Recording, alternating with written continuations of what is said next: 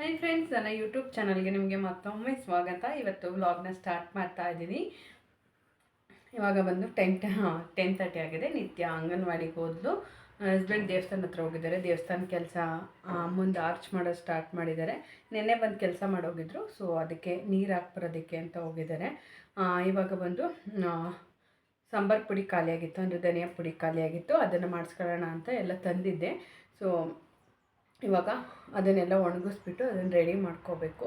ಹಾಗೆ ಸ್ವಲ್ಪ ಬಾಳೆಹಣ್ಣಿತ್ತು, ಅದರಲ್ಲಿ ಜಾಮ್ ಮಾಡೋಣ, ಬ್ರೆಡ್ಡಿಗೆ ಜಾಮ್ ಮಾಡೋಣ ಮಕ್ಕಳಿಗೆ ಅಂತ ಅಂದ್ಕೊಂಡಿದ್ದೆ. ಅದೊಂದು ರೆಸಿಪಿನ ಶೇರ್ ಮಾಡ್ತೀನಿ. ಬನ್ನಿ, ಇವತ್ತಿನ ಲಾಗ್ ಹೇಗೆ ಹೋಗುತ್ತೆ ಅಂತ ತೋರಿಸ್ತೀನಿ. ಫಸ್ಟು ಸಾಂಬಾರು ಬೀಜಕ್ಕೆ ಕರ್ಬೇವಿನ ಸೊಪ್ಪನ್ನ ಕುಯ್ಕೊಂಡು ಬರೋಣ ಬನ್ನಿ. ಹಾಗೆ ಇನ್ನು ಯಾರೆಲ್ಲ ನನ್ನ ಚಾನಲ್ನ ಸಬ್ಸ್ಕ್ರೈಬ್ ಮಾಡ್ಕೊಳ್ದೆ ನೋಡ್ತಾ ಇದ್ದೀರಾ, ಪ್ಲೀಸ್ ಬೇಗ ಬೇಗ ಸಬ್ಸ್ಕ್ರೈಬ್ ಮಾಡ್ಕೊಳ್ಳಿ. ಹಾಗೆ ಲೈಕ್ ಮಾಡಿ, ನಿಮ್ಮ ಫ್ರೆಂಡ್ಸ್ ಫ್ಯಾಮಿಲಿ ಮೆಂಬರ್ಸ್ಗೂ ನನ್ನ ವೀಡಿಯೋನ ಶೇರ್ ಮಾಡಿ. ನಿಮಗೆ ನನ್ನ ವೀಡಿಯೋ ಇಷ್ಟ ಆಗ್ತಿದೆ ಪ್ಲೀಸ್ ಒಂದು ಲೈಕ್ನ ಮಾಡಿ, ಓಕೆನಾ? Thank you. ಬನ್ನಿ.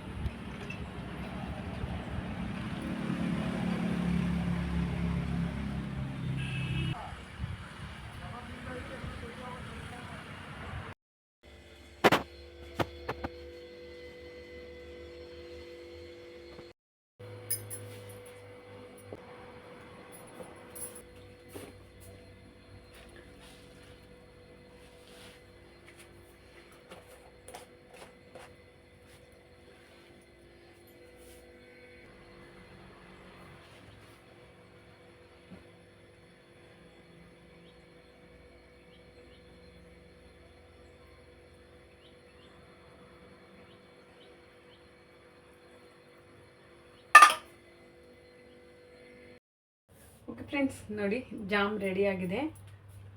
ಸೂಪರ್ ಟೇಸ್ಟಿಯಾಗಿದೆ ಗೊತ್ತಾ. ನಿಜವಾಗ್ಲೂ ನೀವು ಅಂಗಡಿಲಿ ಏನು ಜಾಮ್ ತರ್ತೀರ ಅದೇ ಟೇಸ್ಟು, ನೆಕ್ಸ್ಟ್ ಲೆವೆಲು. ನಿಜವಾಗ್ಲೂ ನಾನು ಮಾಡಿದ್ದೀನಿ ಅಂತ ಹೇಳ್ತಾ ಇಲ್ಲ, ನಾನು ಮಾಡಿರೋ ರೆಸಿಪಿ ಅಂತ ಹೇಳ್ತಾ ಇಲ್ಲ. ಬೇಕಾದ್ರೆ ನೀವು ನಾನು ಯಾವ ಥರ ಮಾಡಿದ್ದೀನಿ ಅದೇ ಥರ ಒಂದ್ಸಲ ಟ್ರೈ ಮಾಡಿ ನೋಡಿ. ನಿಮ್ಗೇನಾದ್ರು ಸ್ವಲ್ಪ ಸ್ವೀಟ್ ಜಾಸ್ತಿ ಬೇಕಿದ್ರೆ ಸ್ವಲ್ಪ ಜಾಸ್ತಿ ಕೂಡ ಆ್ಯಡ್ ಮಾಡ್ಬೋದು. ನಿಜವಾಗ್ಲೂ ಸೇಮ್ ಅಂಗಡಿಲಿ ಏನು ಜಾಮ್ ತರ್ತೀರ ಅದೇ ಟೇಸ್ಟ್ ಇದೆ, ನೆಕ್ಸ್ಟ್ ಲೆವೆಲಲ್ಲಿದೆ. ನೀವು ಕೂಡ ಒಂದ್ಸಲ ಟ್ರೈ ಮಾಡಿ ನೋಡಿ. ನನಗೆ 2 ಇದಾಗಿದೆ. ಒಂದು ನಾನು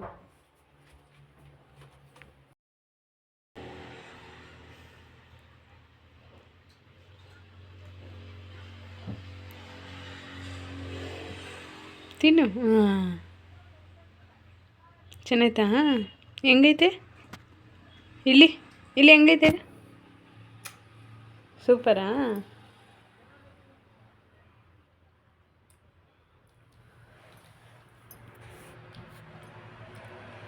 ಚೆನ್ನಾಯ್ತ ಕಂದ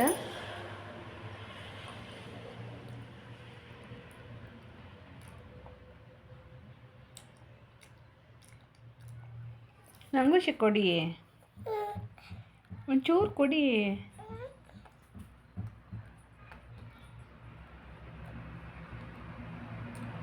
ಯಾರು ಮಾಡಿದ್ದು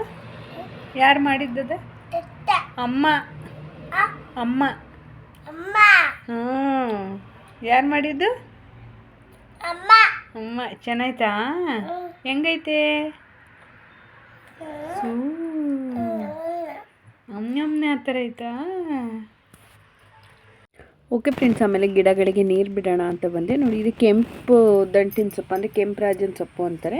ಅದು ಚೆನ್ನಾಗಿ ಬಂದಿದೆ. ಮತ್ತು ಪಾಲಕ್ ಸೊಪ್ಪು ಚೆನ್ನಾಗಿ ಬಂದಿದೆ. ಬಟ್ ಅದೇ ಸಾಂಬಾರು ಸೊಪ್ಪು ಹಾಕಿದ್ನಲ್ಲ ಅದು ಸ್ವಲ್ಪ ಚೆನ್ನಾಗಿ ಅದು ಬಂದಿರಲಿಲ್ಲ. ಮತ್ತು ಇನ್ನೊಂದು ಮಾಮೂಲಿ ದಂಟಿನ ಲಾಳಿ ಸೊಪ್ಪು ಅಂತಾರಲ್ಲ ಅದು ಅಷ್ಟೇ ಬಂದಿರಲಿಲ್ಲ ನಾನು ತರಿಸಿದ ಬೀಜದಲ್ಲಿ. ಮತ್ತು ಪಪ್ಪಾಯ ಗಿಡ ಹಾಕಿದ್ದೆ. ಮತ್ತು ಇಲ್ಲಿ ಆಗಲೇ ಒಂದು ಪಾಟಲ್ಲಿ ಬಂದು ನಾನು ಹಾಗಲಕಾಯಿ ಗಿಡ ಮತ್ತು ಹೀರೆಕಾಯಿ ಗಿಡ ಹಾಕಿದ್ದೆ ಅಲ್ವಾ, ಅದಿಲ್ಲಿ ಚಪ್ಪರ ಕಟ್ಟಿದ್ನಲ್ಲ, ಅಲ್ಲಿ ಒಂದು ಸೈಡ್ 3 ಹಾಗಲ ಗಿಡ, ಒಂದು ಸೈಡ್ 3 ಹೀರೆಕಾಯಿ ಗಿಡನ ಹಾಕಿದ್ದೀನಿ. ಅದು ನನಗೆ ಮೇಲೆ ಹಬ್ಸೋಣ ಅಂತ ನೋಡಿ. ಈ ಥರ ಚಪ್ಪರಕ್ಕೆ ಒಂದು ಸೈಡ್ ಹಾಗಲಕಾಯಿ ಗಿಡ, ಒಂದು ಸೈಡು ಇದನ್ನು ಹಾಕಿದ್ದೀನಿ.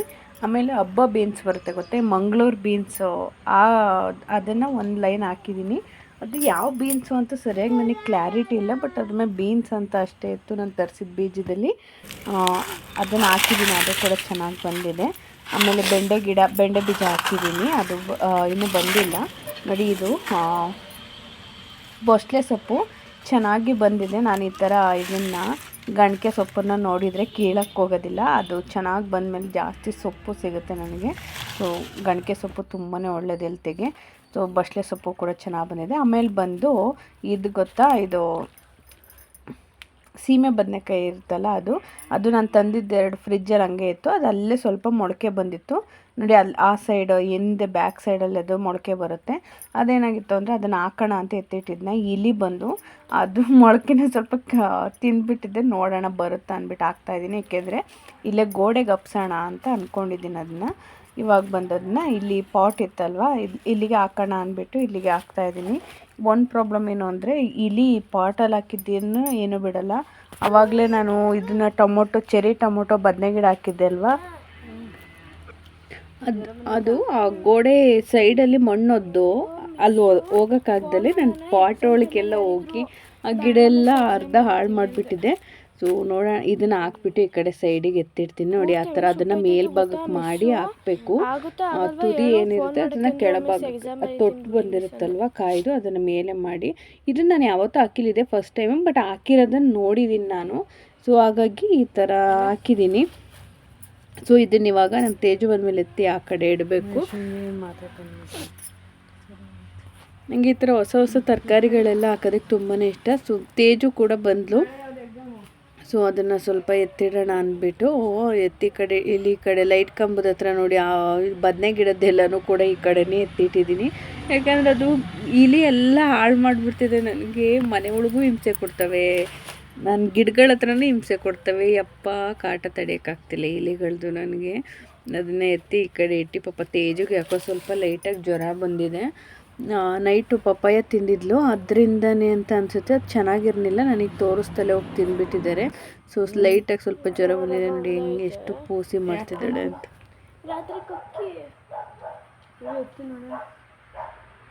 ಐತೆ ಜ್ವರ ಬಿಟ್ಟು ಲೈಟಾಗೈತೆ.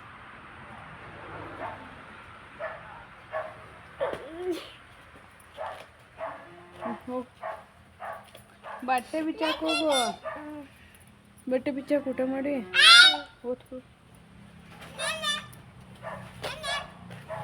ನೋಡ್ಬನ್ನಿ ನಮ್ಮ ನಿತ್ಯ ಏನು ಮಾಡ್ತಾವಳೆ. ಅವಳ ಬಟ್ಟೆ ಅವಳೆ ತೊಳ್ಕೊತಾವಳೆ, ಇಕ್ಕಿರೋ ಬಟ್ಟೆನ. ಪಾಪ ಏನು ಮಾಡ್ತಿದ್ದಿ ಪಾಪ? ಹಾಂ ಹೇಳಿ, ಇಲ್ಲಿ ಏನು ಮಾಡ್ತಿದ್ದಿ? ಬಟ್ಟೆ ತೊಳ್ಕೊತಿದ್ಯಾ? ಯಾಕೆ ನಿಮ್ಮ ಅಮ್ಮ ಬಟ್ಟೆ ತೊಳೆಯಲ್ವಾ? ಅಮ್ಮ ತೊಳೆಯುತ್ತಾ? ನೀನು ಯಾಕೆ ತೊಳಿತಿದೀಯ? ಶೂನಾರ ತೊಳೆ ಅಂಗಿ ತೊಳೆದ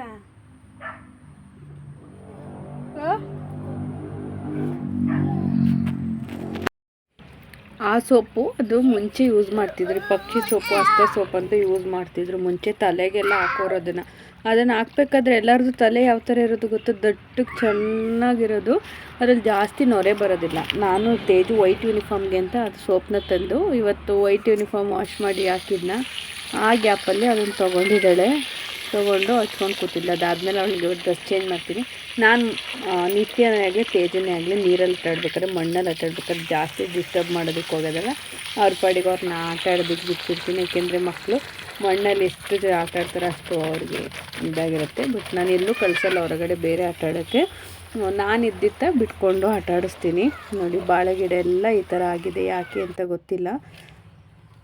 ಆಮೇಲೆ ಬಂದು ಸೊಪ್ಪಿನ ಬೀಜ ಹಾಕಬೇಕಿತ್ತು, ಸೊಪ್ಪೆಲ್ಲ ಖಾಲಿಯಾಗಿತ್ತಲ್ವ. ನಾನು ಯಾವ ಥರ ಸೊಪ್ಪಿನ ಬೀಜ ಹಾಕ್ಕೋತೀನಿ ಅಂದರೆ, ಈ ಥರ ನಮ್ಮದು ಅರಳಿ ಮರದಿದೆಲ್ಲ ಎಲೆ ಎಲ್ಲ ಉದ್ರಿ ಅಲ್ಲಿ ಅದನ್ನೆಲ್ಲ ಬೆಂಕಿ ಹಚ್ಚಿರ್ತೀನಿ ಸೈಡು. ಅದು ಸ್ವಲ್ಪ ಮಣ್ಣಾಗಿ ಕನ್ವರ್ಟ್ ಆದಮೇಲೆ ಆಗಿರುತ್ತಲ್ವ, ಆ ಮಣ್ಣನ್ನು ನಾನು ಗೊಬ್ಬರದ ಥರ ಅಲ್ಲಿ ಎಲೆಗಳೆಲ್ಲ ಕರಗಿ ಇದಾಗಿರುತ್ತೆ, ಗೊಬ್ಬರದ ಥರ ಆಗಿರುತ್ತೆ. ಆ ಮಣ್ಣನ್ನು ನಾನು ಎಲ್ಲಿ ಸೊಪ್ಪು ಹಾಕ್ತೀನಿ ಅಲ್ಲಿಗೆ ಅದನ್ನು ಹಾಕ್ಬಿಟ್ಟು ಮಿಕ್ಸ್ ಮಾಡ್ಕೋತೀನಿ. ದನಿನ ಗೊಬ್ಬರ ಸಿಗಲ್ಲ ನನಗೆ, ಇವಾಗ ನಮ್ಮ ಬಸವಣ್ಣದ್ದು ಇದೆಯಲ್ಲ ಅದು ಸಿಗುತ್ತೆ, ಬಟ್ ಅದು ಗೊಬ್ಬರ ಆಗೋದಕ್ಕೆ ಒಂದು 6-7 ಮಂತ್ ಆದರೂ ಹಿಡಿಯುತ್ತೆ. ಸೊ ಹಾಗಾಗಿ ಇದನ್ನು ನಾನು ಹಾಕ್ತೀನಿ, ಇದಕ್ಕೂ ಕೂಡ ಚೆನ್ನಾಗಿ ಬರುತ್ತೆ ನನಗೆ ಸೊಪ್ಪು. ನಾಳೆ ನಾಡಿದ್ರಲ್ಲಿ ಪೀರಿಯಡ್ ಡೇಟ್ ಇತ್ತು ನಂದು. ಸೊ ಇನ್ನು ನಂದು ಡೇಟ್ ಆದರೆ ನಾನು ಈ ಕಡೆ ದೇವಸ್ಥಾನದ ಕಡೆ ಬರಲ್ಲ ನಾನು. ಸೊ ಹಾಗಾಗಿ ಇವಾಗಲೇ ತೆಗೆದೆಲ್ಲ ಹಾಕೋಬಿಡೋಣ ಅಂತ ಅಂದ್ಬಿಟ್ಟು ಎತ್ತೆಲ್ಲ ಹಾಕೋತಾ ಇದ್ದೀನಿ. ನಾನು ಅದು ಬೀಜ ಹಾಕ್ಬೇಕಾದ್ರೂ ನೆಕ್ಸ್ಟ್ ವೀಡಿಯೋ ಮಾಡ್ತೀನಿ. ನನಗೊಬ್ರು ಕೇಳಿದರು ಇನ್ಸ್ಟಾಗ್ರಾಮಲ್ಲಿ, ಅಕ್ಕ ಅದು ಬೀಜ ಯಾವ ಥರ ಹಾಕೋತಿರೋ ಜಾಗಕ್ಕೆ ಸ್ವಲ್ಪ ತೋರಿಸಿ ಅಂತ. ನಾನು ನೆಕ್ಸ್ಟು ತೋರಿಸ್ತೀನಿ ಅದು ವೀಡಿಯೋದಲ್ಲಿ. ತುಂಬಾ ಈಸಿಯಾಗಿ ಕೂಡ ಗ್ರೋ ಮಾಡ್ಬೋದು, ಬಟ್ ಮಣ್ಣು ಚೆನ್ನಾಗಿರ್ಬೇಕಷ್ಟೇ. ಆಮೇಲೆ ನಿಮಗೆ ಈ ಥರ ಜಾಗಗಳಿಲ್ಲ ಅಂದರೆ ಈ ಥರ ಟಬ್ಗಳು 100 ರೂಪಾಯಿಗೆ ಒಂದು ಬ್ಲ್ಯಾಕ್ ಕಲರ್ ಟಬ್ ಸಿಗ್ತವೆ ನೋಡಿ, ಅಲ್ಲಿ ನಾನು ಆವಾಗಲೇ ಇದಾಕಿದ್ನೆಲ್ಲ ಸೀಮೆ ಬದನೆಕಾಯಿ ಆ ಥರ, ಅದನ್ನು ಕೂಡ ತೊಗೋಬೋದು ನೀವು. ಇಲ್ಲ ಅಂದರೆ ಕ್ಯಾರಿ ಬ್ಯಾಗ್ ಥರ ಸಿಗ್ತವೆ, ಆನ್ಲೈನಲ್ಲೆಲ್ಲ ಸಿಗುತ್ತೆ. ಸೊ ಅದಕ್ಕೂ ಕೂಡ ಸೊಪ್ಪು ಇದನ್ನೆಲ್ಲ ಚೆನ್ನಾಗಿ ಹಾಕೋಬೋದು ನೀವು, ಆ ಥರದ್ದು ಸಹ ತರಿಸ್ಕೊಂಡು ಹಾಕೋಬೋದು. ಇಲ್ಲ ಸ್ವಲ್ಪ ಜಾಗ ಇದೆ ನಿಮಗೆ ಅನ್ನೋದಾದರೆ ಅದನ್ನು ಕೂಡ ಈ ಥರ ಯೂಸ್ ಮಾಡ್ಕೋಬೋದು. ಇಲ್ಲೆಲ್ಲ ಮಧ್ಯದಲ್ಲೆಲ್ಲ ಪೈಪ್ ಇತ್ತು, ಸೊ ಅದನ್ನೆಲ್ಲ ಎತ್ತಿ ಆ ಕಡೆ ಹಾಕಿ ಮಣ್ಣೆಲ್ಲ ಚೆನ್ನಾಗಿ ಅಗದ್ಕೊಂಡಿದ್ದೀನಿ. ನಾನು ಫಸ್ಟ್ ಇದನ್ನು ಹಾಕೋಕ್ಕಿಂತ ಮುಂಚೆ ಒಂದ್ಸಲ ಮಣ್ಣನ್ನು ಅಗ್ದಿದ್ದೀನಿ, ಮಣ್ಣನ್ನೆಲ್ಲ ಉಡಿ ಮಣ್ಣು ಥರ ಮಾಡ್ಕೊಂಡಿದ್ದೀನಿ. ಇವಾಗ ಇದು ಹಾಕಿದ್ದೀನಿ. ಇನ್ನು ನಾಳೆ ಇನ್ನೊಂದು ಸಲ ಅದನ್ನು ಮಿಕ್ಸ್ ಮಾಡ್ಕೊಬಿಟ್ಟು ಬೀಜನ ಹಾಕೋತೀನಿ. ಈ ಸಲ ನಾನು ಇಲ್ಲಿ ಬಂದು ಮೆಂತೆ, ಸಬ್ಸಿಗೆ ಮತ್ತು ಪಾಲಕ್ಕು ಹಾಕೋಣ ಅಂತ ಅಂದ್ಕೊಂಡಿದ್ದೀನಿ. ಸಬ್ಸಿಗೆ ಮತ್ತು ಮೆಂತೆ ತೋರಿಸಿದ್ನಲ್ವ ಅವತ್ತು, ಸೊ ಪಾಲಕ್ ತಂದಿದ್ದು ಅದನ್ನು ಹಾಕ್ಕೋಬೇಕು. ಅದಾದಮೇಲೆ ಬಂದು ನೋಡಿ ನಮ್ಮ ಫ್ರಿಜ್ಜು ಈ ಥರ ಮೇಲೆ ಐಸ್ ಕಟ್ಕೊಬಿಟ್ಟಿದೆ. ಏನು ಅದು ಹಿಂದೆ ನೀರು ಬರಬೇಕು ಫ್ರಿಜ್ಜಲ್ಲಿ, ಅದು ಬರ್ತಿಲ್ಲ, ಆ ಥರ ಆಗಿದೆ. ಆಮೇಲೆ ಫ್ರಿಜ್ಜು ತುಂಬಾ ಗಲೀಜಾಗಿತ್ತು. ಸರಿ ಕ್ಲೀನ್ ಮಾಡ್ಕೊಳ್ಳೋಣ ಅಂದ್ಬಿಟ್ಟು ಅದನ್ನು ಕ್ಲೀನ್ ಮಾಡ್ಕೊತಾ ಇದ್ದೀನಿ ನೋಡಿ, ಅಲ್ಲೇ ಎತ್ತಿಟ್ಬಿಟ್ಟು. ಅದು ಏನು ಗೊತ್ತಾ, ವೀಕ್ಲಿ 1 ಟೈಮ್ ಆದರೂ ಕ್ಲೀನ್ ಮಾಡ್ಕೊಳ್ಳೇಬೇಕು. ನಾನು 1.5 ಮಂತ್ ಆಗಿತ್ತು ಕ್ಲೀನ್ ಮಾಡಿರಲಿಲ್ಲ. ನಾನು ಫ್ರಿಜ್ಜಿಗೆ ತಿನ್ನೋ ಐಟಮ್ ಅಂದರೆ ಏನು ಗೊತ್ತಾ, ಫ್ರೂಟ್ಸ್ ಬೇಗ ಖಾಲಿ ಮಾಡಿಬಿಡ್ತೀನಿ, ಅದನ್ನು ಜಾಸ್ತಿ ಇಡೋದಿಲ್ಲ. ಮತ್ತು ಅನ್ನ ಸಾಂಬಾರು ಇದನ್ನೆಲ್ಲ ನಾನು ಇಡೋದಿಲ್ಲ. ಮತ್ತೆ ಬಿಸಿ ಮಾಡೋ ಅಂಥ ಐಟಮ್ಸ್ಗಳನ್ನ ಮಾತ್ರ ಇಡ್ತೀನಿ. ಅನ್ನ ಸಾಂಬಾರು ಬಿಸಿ ಮಾಡ್ಬೋದು, ಬಟ್ ಫ್ರಿಜ್ಜಿಗೆ ಇಡಬಾರ್ದು. ನಾನು ಫ್ರಿಜ್ ಕ್ಲೀನ್ ಮಾಡೋದಕ್ಕೆ ಮತ್ತು ಪಾತ್ರೆ ತೊಳೆಯೋದಕ್ಕೂ ಇದು ತುಂಬಾ ಎಲ್ಪ್ ಆಗುತ್ತೆ. ಇದು ಲಿಕ್ವಿಡು ನೀವು ಒಂದು ಸಲ ಟ್ರೈ ಮಾಡಿ. ನಾನಿಲ್ಲಿ ವಾಷಿಂಗ್ ಮಿಷಿನಿಗೆ ಹಾಕೋ ಲಿಕ್ವಿಡ್ನ ತೊಗೊಂಡಿದ್ದೀನಿ. ನಿಮ್ಮ ಹತ್ರ ಲಿಕ್ವಿಡ್ ಇಲ್ಲ ಅಂದರೆ ನೀವು ಪೌಡರ್ ಕೂಡ ಹಾಕೋಬೋದು. ವೀಲ್ ಪೌಡರ್ ಅಥವಾ ಇದು ಸರ್ಫ್ ಎಕ್ಸೆಲ್ ಈ ಥರ ಬರುತ್ತಲ್ವ, ಅದನ್ನು 1 ಸ್ಪೂನ್ ಹಾಕ್ಕೊಳ್ಳಿ ಸಾಕು. ನಾನಿಲ್ಲಿ 1 ಸ್ಪೂನಷ್ಟು ಲಿಕ್ವಿಡ್ನ ಹಾಕ್ಕೊಂಡಿದ್ದೀನಿ. ಅದಕ್ಕೆ 2 ನಿಂಬೆಹಣ್ಣ ನಾನಿಲ್ಲಿ ಹಿಂಡ್ಕೋತಾ ಇದ್ದೀನಿ. ನಿಂಬೆಹಣ್ಣೆ ಇದಕ್ಕೆ ಪ್ಲಸ್ ಪಾಯಿಂಟು. ನಿಂಬೆಹಣ್ಣು ಹುಳಿನ ಹಿಂಡಿ ಮತ್ತು ಅದನ್ನು ಕೂಡ ಅದರೊಳಗೆ ಹಾಕೋತಾ ಇದ್ದೀನಿ. ನಿಮ್ಮ ಹತ್ರ ಏನು ಮಾಡಿ ಅಂದರೆ ನಿಂಬೆಹಣ್ಣನ್ನೆಲ್ಲ ಚಿತ್ರಾನ್ನ ಇದಕ್ಕೆಲ್ಲ ಯೂಸ್ ಮಾಡಿದಾಗ, ಜ್ಯೂಸ್ ಮಾಡಿದಾಗ ಹಿಂಡಿರ್ತಿರಲ್ವ, ಆ ಸಿಪ್ಪೆ ನನಗೆ ಕಲೆಕ್ಟ್ ಮಾಡಿ ಇಟ್ಕೊಳ್ಳಿ. ಸ್ವಲ್ಪ ಕಲೆಕ್ಟ್ ಮಾಡಿ ಅದೊಂದು 10-20 ಪೀಸ್ ಆದಮೇಲೆ ನೀವು ಬೇಕಾದರೆ ಇದನ್ನು ಮಾಡ್ಕೋಬೋದು. ನಿಜವಾಗ್ಲೂ ಪಾತ್ರೆ ಎಷ್ಟು ಶೈನಿಂಗ್ ಬರ್ತವೆ ಅಂದರೆ ನೀವು ಒಂದ್ಸಲ ಟ್ರೈ ಮಾಡಿ ನೋಡಿ. ಜಾಸ್ತಿ ಏನು ಇದಕ್ಕಿದ್ಮೇಲೆ ಹೆಂಗಿದ್ರು ಪಾತ್ರೆ ತೊಳೆಯೋಕ್ಕೆಲ್ಲ ಡಿಟರ್ಜೆಂಟ್ ತಂದಿರ್ತೀವಿ. ಡಿಟರ್ಜೆಂಟ್ ಏನಕ್ಕೆ ಅಂದರೆ ಸ್ವಲ್ಪ ನೊರೆಗೋಸ್ಕರ ಅಷ್ಟೇ ಹಾಕ್ಕೊಳ್ಳೋದು. ಅದಕ್ಕೆ ನಿಂಬೆಹಣ್ಣನ್ನು ಹಾಕಿ ಚೆನ್ನಾಗಿ ಕುದಿಸ್ಬೇಕು. ಚೆನ್ನಾಗಿ ಕುದಿಸೋದು ಏನಕ್ಕೆ ಅಂದರೆ ಆ ಡಿಟರ್ಜೆಂಟ್ದು ಸ್ವಲ್ಪ ಸ್ಮೆಲ್ ಹೋಗಲಿ ಅಂತ ಅಷ್ಟೇ. ಅದನ್ನ ಚೆನ್ನಾಗಿ ಕುದಿಸ್ಬಿಟ್ಟು ಆಮೇಲೆ ಒಂದು 20 ಮಿನಿಟ್ಸ್ ಬಿಟ್ಟರೆ ತಣ್ಣಗಾಗ್ಬಿಡುತ್ತೆ. ಆಮೇಲೆ ಅದನ್ನು ಒಂದು ಪ್ಲಾಸ್ಟಿಕ್ ಬಾಟಲ್ಗೆ ಏನಕ್ಕಾದರೂ ಹಾಕಿಟ್ಕೊಂಡ್ರೆ ನಿಮ್ಗೆ ಯಾವಾಗ ಬೇಕು ಅವಾಗ ಯೂಸ್ ಮಾಡ್ಕೋಬೋದು. ಡೈಲಿ ಪಾತ್ರೆ ತೊಳೆಯೋದಕ್ಕೂ ಯೂಸ್ ಮಾಡ್ಬೋದು. ಪಾತ್ರೆ ಮಾತ್ರ ನೆಕ್ಸ್ಟ್ ಲೆವೆಲಲ್ಲಿ ಕ್ಲೀನ್ ಆಗ್ತವೆ. ಅದರಲ್ಲಿ ನೀವು ನೋಡ್ಬೋದು ನಂದು ಫ್ರಿಜ್ ಮ್ಯಾಟ್ಗಳು ಎಷ್ಟು ಗಲೀಜು, ಏನಕ್ಕಪ್ಪ ಅಷ್ಟೊಂದು ಗಲೀಜಾಗಿತ್ತು ಅಂದರೆ ನಾನು ದೋಸೆ ಇಟ್ಟಿದ್ದೆ. ಸೊ ಅದು ಬೈ ಮಿಸ್ಸಾಗಿ ಚೆಲ್ಲಿದೆ. ನಾನು ನೋಡೇ ಇಲ್ಲ ಅದನ್ನು. ಮೊನ್ನೆ ಏನೋ ಚೆಲ್ಲಿದೆ ಅನಿಸುತ್ತೆ. ಅದಕ್ಕೆ ಅದನ್ನೆಲ್ಲ ತೆಗೆದು ಕ್ಲೀನ್ ಮಾಡಿ, ಅದಕ್ಕೆ ಅದಷ್ಟೊಂದು ಗಲೀಜಾಗಿದ್ದಷ್ಟೇ. ನಾನು ತರಕಾರಿ ಈ ಥರದ್ದು ಮಾತ್ರ ಇಟ್ಕೋತೀನಿ. ಇಲ್ಲಾಂದರೆ ದೋಸೆ ಇಟ್ಟು ತೀರಾ ಲೇಟ್ ಆಗೋ ತನಕ ಹೇಳಿ ಇವತ್ತು ಮಾಡಿದರೆ 2-3 ಡೇಸಲ್ಲಿ ಖಾಲಿ ಮಾಡೋ ಥರ ಇಟ್ಕೋತೀನಿ ನಾನು. ಸೊ ನೋಡಿ ಅದು ಎಷ್ಟು ಗಲೀಜಾಗಿತ್ತು ಅಂದರೆ ತುಂಬಾ. ನಿಮ್ಗೆ ಗೊತ್ತು ದೋಸೆ ಹಿಟ್ಟು ಚೆಲ್ಲಿದ್ರೆ ಯಾವ ಥರ ಆಗುತ್ತೆ ಅಂತ. ಅದೆಲ್ಲ ಎಷ್ಟು ನೀಟಾಗಿ ಕ್ಲೀನ್ ಆಯಿತು ಅಂದರೆ ಜಾಸ್ತಿ ನೊರೆ ಬರಲ್ಲ. ಅದು ಏಕೆಂದರೆ ನಾವು ಲೆಮನ್ ಹಾಕಿದ್ವಿ ಮತ್ತು ಕುದಿಸಿದ್ದೀನಲ್ವ ನಾನು, ಅದ್ರ ಸ್ಮೆಲ್ ಹೋಗಲಿ ಅಂತ. ಬಟ್ ನೀಟಾಗಿ ಗಲೀಜೋಗುತ್ತೆ. ನೋಡಿ ಇಲ್ಲಿ ಯಾವ ಥರ ಇದೆ ಅಂತ. ಅದನ್ನು ಆಮೇಲೆ ತೊಳೆದ ಮೇಲೂ ಕೂಡ ತೋರಿಸ್ತೀನಿ ನಾನು ಇವಾಗ ಯಾವ ಥರ ಕ್ಲೀನಾಗಿದೆ ಅಂತ. ನಾನು ಸೋಪಲ್ಲೂ ಎಲ್ಲದರಲ್ಲೂ ಕ್ಲೀನ್ ಮಾಡಿ ನೋಡಿದ್ದೀನಿ. ಗ್ಲಾಸ್ ಐಟಮ್ ಅಂತೂ ನೆಕ್ಸ್ಟ್ ಲೆವೆಲಲ್ಲಿ ಕ್ಲೀನ್ ಆಗುತ್ತೆ. ನೋಡಿ ಅದು ಮಧ್ಯದಲ್ಲಿ ಗ್ಲಾಸ್ ಥರ ಇರುತ್ತಲ್ವ, ಅದು ಕೂಡ ತುಂಬಾ ಚೆನ್ನಾಗಿ ಕ್ಲೀನಾಗಿದೆ. ಫ್ರಿಜ್ ಕ್ಲೀನಿಂಗ್ ಇರ್ಬೋದು, ನೀವು ಟೈಲ್ಸ್ ಕ್ಲೀನಿಂಗಿಗೆ ಇರ್ಬೋದು, ಆಮೇಲೆ ಒಲೆನ ಗ್ಯಾಸ್ ಸ್ಟವ್ ಒಲೆನ ಕ್ಲೀನ್ ಮಾಡೋದಕ್ಕೆ ಎಲ್ಲದಕ್ಕೂ ಕೂಡ ಯೂಸ್ ಆಗುತ್ತೆ. ನೀವು ಒಂದ್ಸಲ ಈ ಥರ ಮಾಡಿ ಇಟ್ಕೊಳ್ಳಿ. ಒಂದು ಬಾಕ್ಸಿಗೆ ಹಾಕಿ ಇಟ್ಕೊಂಡ್ರೆ ನೀವು ಆ ಥರ 1 ಬಾಕ್ಸ್ ಮಾಡಿ ಇವಾಗ ನಾನು ತೋರಿಸಿದ್ನಲ್ವ 1/2 ಲೀಟರ್ ಮಾಡಿದರೆ ನಿಮಗೆ ಅದು ಒಂದು 15 ಡೇಸ್ ಚೆನ್ನಾಗಿ ಬರುತ್ತೆ. ಇವಾಗ ನಾನು ಅದರೊಳಗಡೆ ಎಲ್ಲ ನೀಟಾಗಿ ಕ್ಲೀನ್ ಮಾಡ್ಕೋತಾ ಇದ್ದೀನಿ. ಅದು ಪ್ಲಾಸ್ಟಿಕ್ಕು ಕೂಡ ಅಷ್ಟೇ ನೀಟಾಗಿ ಕ್ಲೀನ್ ಆಯಿತು. ಇದು ಫ್ರಿಜ್ಜು ಕೂಡ ನೀವು ಒಂದು 15 ಡೇಸ್ 1 ಮಂತಿಗೆ ಒಂದು ಸಲನಾದ್ರು ಫ್ರಿಜ್ನ ನೀಟಾಗಿ ಕ್ಲೀನ್ ಮಾಡ್ಕೋಬೇಕು. ಆವಾಗ ಫ್ರೆಶ್ ಆಗಿ ಅಂತ ಅನಿಸುತ್ತೆ. ಏನಾಗ್ಬಿಡುತ್ತೆ ಅಂದರೆ ಒಂದೊಂದು ಸಲ ಅದು ಇದೇನಾದ್ರು ಇಟ್ಟಿರ್ತೀವಿ, ಚೆಲ್ಲಿಬಿಡುತ್ತೆ. ಅದರಲ್ಲಿ ಚಿಕ್ಕ ಮಕ್ಕಳಿದ್ರೆ ಅವರೇ ತುಂಬಾ ಗಲೀಜು ಮಾಡ್ತಾರೆ. ನಮ್ಮ ನಿತ್ಯ ಅಂತೂ ಒಂದು ಕ್ಲೀನ್ ಮಾಡೋಕ್ಕೂ ಬಿಡಲ್ಲ, ನನ್ನ ಏನು ಮಾಡೋಕ್ಕೂ ಬಿಡಲ್ಲ. ಅವಳಿಗೆ ರಜೆ ಇದ್ದ ದಿವಸ ನಾನು ಏನೂ ಕೆಲಸ ಮಾಡೋಂಗಿಲ್ಲ. ಅದೇ ಗಾರ್ಡನ್ ಕೆಲ್ಸಕ್ಕೆ ಹೋಗೋದು ಅಂದರೆ ಕುಣ್ಕೊಂಡು ಬರ್ತಾಳೆ. ಈ ಥರ ಏನಾದ್ರು ಕೆಲಸ ಮಾಡೋದು ಅಂದ್ರೆ ಇಷ್ಟ ಆಗಲ್ಲ. ನಾನು ಜೋಡಿಸ್ತೀನಿ ಅಂತ ಬಂದು ಫ್ರಿಜ್ ನೋಡಿ ಫೈನಲಾಗಿ ಈ ಥರ ಕ್ಲೀನ್ ಆಗಿದೆ. ಇನ್ನು ಡೋರ್ ಒಂದನ್ನು ಕ್ಲೀನ್ ಮಾಡ್ಕೋಬೇಕು. ಆಮೇಲೆ ಏನು ಗೊತ್ತಾ, ಫ್ರಿಜ್ನ ಕ್ಲೀನ್ ಮಾಡಬೇಕಾದ್ರೆ ಆಫ್ ಮಾಡ್ಕೊಂಡು ಕ್ಲೀನ್ ಮಾಡಿ, ಆನ್ ಮಾಡ್ಕೊಂಡು ಕ್ಲೀನ್ ಮಾಡಬೇಡಿ. ನಾನು ಮಶ್ರೂಮು ಮತ್ತು ಮೊಳಕೆ ಕಾಳನ್ನ ತಂದಿದ್ದೆ ಮೋರಿಂದ, ಅದನ್ನೆಲ್ಲ ನಾನು ಕವರಿಗೆ ಕಟ್ಟಿಟ್ಟಿದ್ದೀನಿ. ಯಾಕೆ ಅಂದರೆ ಫ್ರಿಜ್ಜು ಐಸ್ ಕರಗಲಿ ಅಂದ್ಬಿಟ್ಟು ಹಸ್ಬೆಂಡ್ ಸ್ವಲ್ಪ ಹೊತ್ತು ಆಫ್ ಮಾಡಿದರು. ಸೊ ಹಾಗಾಗಿ ನೀರು ಸೋರ್ತಾ ಇತ್ತು ಅಂತ ಇದು ಮಾಡಿದೆ. ಹೂಕೋಸು ತುಂಬಾ ಚೀಪಾಗಿದೆ ಅಂತ 20 ರೂಪಾಯಿಗೆ ಇಷ್ಟು ದೊಡ್ಡ ಹೂಕೋಸು ಬಂದಿತ್ತು. ಆಮೇಲೆ ಕೆಲವೊಂದು ಈ ಸೊಪ್ಪು ಇದನ್ನೆಲ್ಲ ಪ್ಲಾಸ್ಟಿಕ್ಕಿಗೆ ಹಾಕ್ಬಿಟ್ಟು ಕೆಳಗಡೆ ಡ್ರಾಯರ್ಗೆ ಹಾಕ್ತೀನಿ. ತುಂಬ ತರಕಾರಿ ಒಂದು 15-20 ದಿವಸಕ್ಕಾಗೋ ಥರ ನಾನು 1 ವೀಕಿಗೆ ಎಷ್ಟು ಬೇಕಷ್ಟು ತರ್ತೀನಿ. ನಮ್ಮಲ್ಲಿ ಚೆನ್ನಾಗಿ ತರಕಾರಿ ಖಾಲಿ ಆಗುತ್ತೆ, ಯಾಕೆಂದರೆ ನಾವು ವೆಜ್ ಆಗಿರೋದ್ರಿಂದ. ಓಕೆ ಫ್ರೆಂಡ್ಸ್, ನಾನು ಇಲ್ಲಿಗೆ ವಿಡಿಯೋನ ಎಂಡ್ ಮಾಡ್ತೀನಿ. ನಿಮಗೆ ನನ್ನ ವಿಡಿಯೋ ಇಷ್ಟ ಆದರೆ ಪ್ಲೀಸ್ ನನ್ನ ಚಾನಲನ್ನು ಸಬ್ಸ್ಕ್ರೈಬ್ ಮಾಡ್ಕೊಳ್ಳಿ.